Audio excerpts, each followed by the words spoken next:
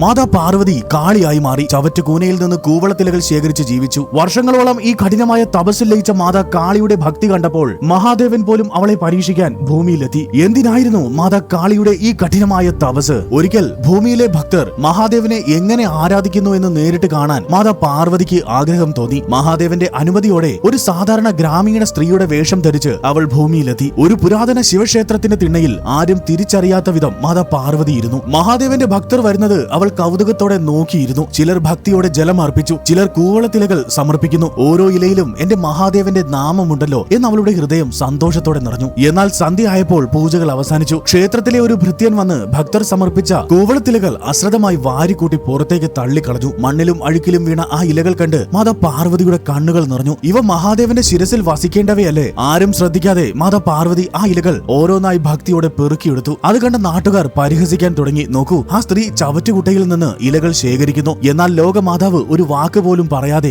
അവയെ മഹാദേവന്റെ പ്രസാദമായി ഹൃദയത്തിൽ സൂക്ഷിച്ച് ശാന്തമായി കാട്ടിലേക്ക് നടന്നു. കാട്ടിലെ ഒരു മരച്ചുവട്ടിൽ മാതാ പാർവതി ആ ബിൽവപത്രങ്ങളെ പ്രസാദമായി സ്വീകരിച്ചു. മറ്റുള്ളവർക്ക് അത് വെറും ചപ്പിലകളായിരുന്നുവെങ്കിൽ മാതാ പാർവതിക്ക് അത് മഹാദേവന്റെ അനുഗ്രഹമായിരുന്നു. തുടർന്ന് മണ്ണുകൊണ്ടൊരു ശിവലിംഗം നിർമ്മിക്കുകയും അതിന്റെ സാമീപ്യത്തിൽ അവൾ ധ്യാനത്തിൽ തുടരുകയും ചെയ്തു. ദിവസങ്ങളോളം മാസങ്ങളോളം മറ്റൊരു ആഹാരവും സ്വീകരിക്കാതെ ഈ കൂവളത്തിലകൾ കൊണ്ട് മാത്രം അവൾ ജീവിച്ചു. കഠിനമായ തപസ്സിന്റെ ഫലമായി അവളുടെ ശരീരം ക്ഷീണിച്ചു. ശാന്തസ്വരൂപിണിയായ മാതാ പാർവതി കാളിയുടെ ഗാംഭീര്യമാർന്ന രൂപത്തിലേക്ക് പരിണമിച്ചു. പക്ഷേ ആ രൂപത്തിനുള്ളിൽ ഭക്തിയുടെ തേജസ് ദിനംപ്രതി വർദ്ധിക്കുന്നുണ്ടായിരുന്നു. എന്നാൽ മാതാ പാർവതിയുടെ ഈ അനന്തമായ ഭക്തി മഹാദേവൻ അറിയുന്നുണ്ടായിരുന്നു. അവളുടെ ഭക്തി ലോകത്തിന് വെളിപ്പെടുത്താൻ മഹാദേവൻ ഒരു ദിവ്യ പരീക്ഷണം നടത്താൻ തീരുമാനിച്ചു. തുടർന്ന് മഹാദേവൻ മാതാ കാളിയുടെ മുൻപിലെത്തി. അലയോ സ്ത്രീ, ആരാണ് നിങ്ങൾ? എന്തിനാണ് ഈ ഇലകൾ കൊണ്ട് മാത്രം ജീവിക്കുന്നത്? നോക്കൂ, നിങ്ങളുടെ രൂപം എത്ര മാറിയിരിക്കുന്നു. ഈ രൂപത്തെ ആരെങ്കിലും സ്നേഹിക്കുമോ? എന്നാൽ മാതാ കാളിക്ക് ഇത് മഹാദേവന്റെ ഒരു പരീക്ഷണം മാത്രമാണെന്ന് അറിയാമായിരുന്നു. മാതാ കാളി പുഞ്ചിരിച്ചുകൊണ്ട് പറഞ്ഞു, അല്ലയോ മഹാദേവ, പുറം രൂപം നോക്കി സ്നേഹിക്കുന്നവരല്ല ഭക്തർ. അങ്ങയുടെ പാദങ്ങളിൽ അർപ്പിക്കപ്പെട്ട